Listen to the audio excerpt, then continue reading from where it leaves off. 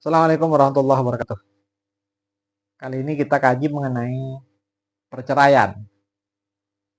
Ini berangkat dari kegelisahan saya. Ada orang bertanya, ucapan suami di luar pengadilan dengan mengatakan menceraikan istrinya, apakah terjadi perceraian atau tidak? Jadi berangkat dari itu, coba kita kaji bagaimana hukum positif, hukum tertulis yang dibuat oleh pejabat yang berwenang, lembaga yang berwenang di Indonesia mengatur mengenai perceraian itu. Perceraian diatur dalam Undang-Undang Perkawinan nomor 1 tahun 74. Tepatnya di pasal 39. Pasal 39 menyebutkan bahwa perceraian hanya dapat dilakukan di ruang sidang pengadilan. Jadi frasa yang digunakan hanya dapat. Kalau kita maknai secara atau kita interpretasi secara gramatikal tata bahasa, penggunaan hanya dapat artinya yang dapat melakukan perceraian ya hanya pengadilan. Artinya ucapan suami di luar pengadilan nggak tercatat sebagai perceraian. Berapa kali pun suami mengatakan perceraian, ya, kalau 3 kali suami mengatakan cerai misalnya, apakah terjadi talak 3? Kalau di luar pengadilan, nggak terjadi cerai 3 kali itu. Karena perceraian hanya dapat dilakukan di pengadilan. Pengadilan nanti akan menentukan apakah bercerai atau tidak. Masih dalam rumusan pasal 39 perceraian itu, lanjutannya, perceraian hanya dapat dilakukan di pengadilan setelah diupayakan perdamaian. Setelah diusahakan untuk dilakukan perdamaian di antara kedua belah pihak. Artinya, karena cerai itu sesuatu yang dibenci oleh Tuhan. Kalau dalam agama Kristen Katolik bahwa ada asas monogami, satu suami satu istri. Kalau di dalam Islam bisa poligami, satu suami lebih dari seorang istri. Cuman sama-sama nggak ada yang poliandri, satu istri lebih dari satu suami. Ya, karena memang konsepnya monogami, atau kalau dalam Islam juga ada yang poligami, maka perceraian itu dibenci, karena saking dibencinya, untuk sampai terjadi perceraian harus betul-betul itu sebagai sebagai upaya atau fase terakhir dalam kehidupan rumah tangga. Maka upaya-upaya untuk tetap mempersatukan pasangan itu harus diupayakan termasuk oleh pengadilan. Disitulah kemudian dalam pasal 39, perceraian hanya dapat dilakukan di pengadilan setelah upaya perdamaian kedua belah pihak tidak berhasil. Karena memang upaya pertama harus mendamaikan kedua belah pihak. Nah, mengapa kok harus di pengadilan? Ucapan suami di luar pengadilan tidak dapat tercatat sebagai perceraian. Ada beberapa tujuan sesungguhnya dalam penentuan rumusan atau kebutuhan ijtihad politik negara terhadap perceraian itu. Satu, yaitu untuk memberikan kepastian hukum. Apa tujuan kepastian hukumnya? Misalnya, bahwa yang dihitung ucapan suami misalnya. Bagaimana kalau suami tidak sengaja mengatakan itu? Bagaimana kalau suami main-main? Bagaimana kalau suami dalam tekanan? Itu kan bisa menjadi dasar untuk dijadikan alasan-alasan. Lah, karena dalam rangka kepastian itu pula, bagaimana kemudian nanti perhitungan masa tunggu atau masa indahnya untuk bisa rujuk suami dan istri itu. Kapan perhitungannya? Maka demi kepastian itu pengadilan ambil peran di situ. Atau dalam perkawinan biasanya melahirkan harta bersama. Harta yang diperoleh antar suami istri di saat perkawinan terjadi. Setelah perkawinan terjadi, ada harta yang diperoleh dari perkawinan itu. Bagaimana kemudian dengan harta bersama itu? Atau orang menyebutnya harta gono gini. Ya. Ada anak. Siapa yang akan mengasuh anak? Maka dengan konsep perceraian harus di pengadilan, itu memberikan kepastian hukum bagi masyarakat. Siapa mendapat apa? Anak yang ABC diasuh oleh siapa? Perhitungan masa iddahnya dari kapan? Apalagi telah menggunakan pasal 1, pasal 2 ayat 2 Undang-Undang Perkawinan, bahwa setiap perkawinan itu harus dicatat misalnya. Lah, untuk menghapus catatan perkawinan itu butuh lembaga negara yang diberi wewenang untuk mencatat bahwa telah terjadi perceraian itu. Sehingga nanti hasilnya adalah akta cerai. Nah, untuk memperoleh kepastian itu, maka pengadilan lebih punya tempat untuk menentukan apakah terjadi perceraian atau tidak bagi suami istri itu. Gitu ya.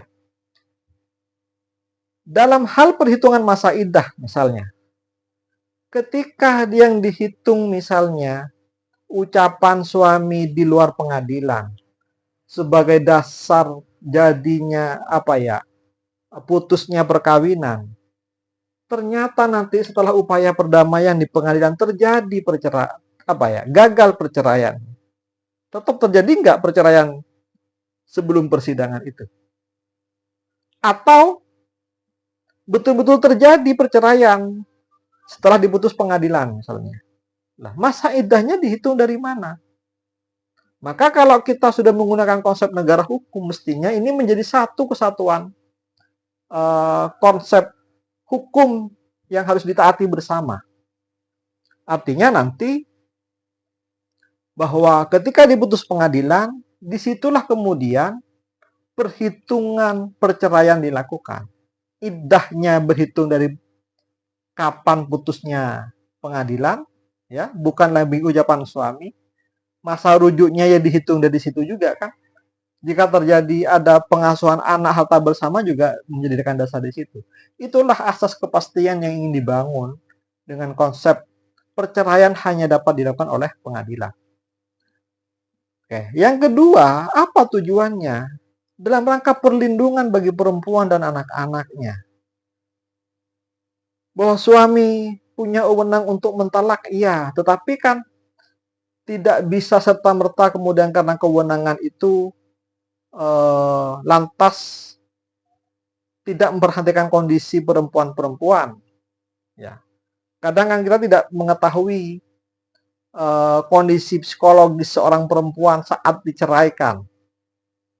Nah, itulah kemudian, maka dalam rangka perlindungan itu supaya perempuan mendapatkan jaminan, ya, jaminan nafkahnya saat terjadi perceraian, maka disitulah kemudian hukum negara lewat pengadilan mempunyai peran untuk memberikan perlindungan-perlindungan itu. Bahwa biar tidak gampang seorang laki-laki untuk mengucapkan cerai tanpa harus melihat bagaimana kondisi perempuan, bagaimana kondisi anak-anaknya. Nah, itulah kemudian salah satu tujuan mengapa kemudian perceraian hanya dapat dilakukan di pengadilan. Berikutnya, bagaimana kemudian kalau perkawinannya tidak dicatat? Kan bisa saja konsekuensinya berbeda kan. Kalau dicatat untuk menghapus buku nikah, buku kawin, harus dengan harus dengan sidang pengadilan? Barangkali logika itu dapat diterima. Bagaimana yang nikah siri? Nikahnya tidak tercatat. Apakah juga harus di pengadilan? Bahwa perkawinan itu, sah tidaknya perkawinan itu bukan karena dicatat tidak dicatat. Perkawinan sah jika dilakukan berdasarkan agama dan kepercayaan. Jika menurut agama sudah sah, maka itu sudah sah dijadikan perkawinan, walaupun tidak dicatat. Pencatatan itu hanya ya dasar kepastian hukum ya terhadap perkawinan saja, administrasi perkawinan saja oleh negara. Maka sebaiknya memang harus dilakukan pencatatan. Ya. Bagaimana kalau tidak dicatat? Apakah harus dengan pengadilan juga? Iya. Saya rasa adalah harus memang perlu tetap perceraian itu melalui pengadilan. Walaupun tidak tercatat. Alasannya kembali pada yang tadi itu, dalam rangka perlindungan, perhitungan, dan macam-macam. Ya, walaupun itu tidak dicatat, nanti dalam persidangan pengadilan dilakukan dua prosedur setidaknya ya. Pertama, pengakuan bahwa telah terjadi perkawinan atau isbat nikahnya, dan yang kemudian dilanjutkan dengan perceraiannya. Artinya, penentuan keputusan cerai tidaknya juga dilakukan melalui proses persidangan. Hanya saja yang terjadi ketika perkawinan tidak dicatat, ya kadang orang enggan untuk mengajukan perceraian, gugat cerai atau cerai talak ke pengadilan. Mengapa? Karena tidak punya legalitas. Padahal enggak juga. Setiap perkawinan ketika sah itu juga bisa dibawa ke pengadilan. Perempuan pun juga nanti misalkan akan menggugat cerai karena ada suatu perbuatan KDRT dan macam-macam. Walaupun tidak tercatat, itu juga bisa menjadi dasar. Karena memang perkawinan itu dianggap sah sesuai dengan agama yang dipercaya itu. Ketika sudah sah, maka semua hal bisa dilakukan di pengadilan. Itulah kemudian bahwa dengan adanya undang-undang perkawinan ini, hemat saya, itu adalah ijtihad para penyusun undang-undang, termasuk oleh para ulama di Indonesia menurut saya, dengan unifikasi hukum perceraian itu menjadi satu, yaitu mengikuti peraturan perundang-undangan. Dalam rangka perlindungan, dalam rangka kepastian, dalam rangka keadilan. Ya. Sehingga tidak ada alasan menurut saya untuk tidak mengikuti. Mohon maaf, jangan kemudian dibenturkan. Kalau menurut fikih misalnya, bahwa ucapan suami ya langsung terjadi talak, barangkali itu masih bisa didiskusikan menurut saya. Bahwa dengan menyerahkan keputusan perceraian melalui proses persidangan, itu barangkali akan lebih tepat dari sekedar keputusan sepihak tanpa harus ada pemeriksaan-pemeriksaan yang lebih komprehensif untuk memutuskan apakah terjadi perceraian atau tidak, ya, dengan melihat bagaimana kondisi keluarga para pihak, tentu setelah upaya untuk mendamaikan pasangan itu dinyatakan tidak berhasil. Semoga bermanfaat dan barangkali itu bisa menjadi bahan diskusi bagaimana hukum Islam sendiri, ya, tanpa harus melihat misalnya peraturan perundang-undangan, dan bagaimana kemudian itu menjadi bahan penyusunan hukum yang lebih tepat dalam konteks negara hukum, negara yang tidak hanya menganut satu agama, ya, negara yang tidak hanya memformalkan hukum agama, tetapi negara yang kemudian nilai-nilai agama hidup dan berkembang dan menjadi ruh substansi dalam penyusunan peraturan perundang-undangan. Dan itu saya rasa sudah menjadi pandangan hukum yang barangkali relevan untuk diterapkan. Bagian akhir, itu adalah pendapat saya. Orang lain bisa memberikan pendapat yang sama dan berbeda mengenai perceraian ini. Semoga bermanfaat.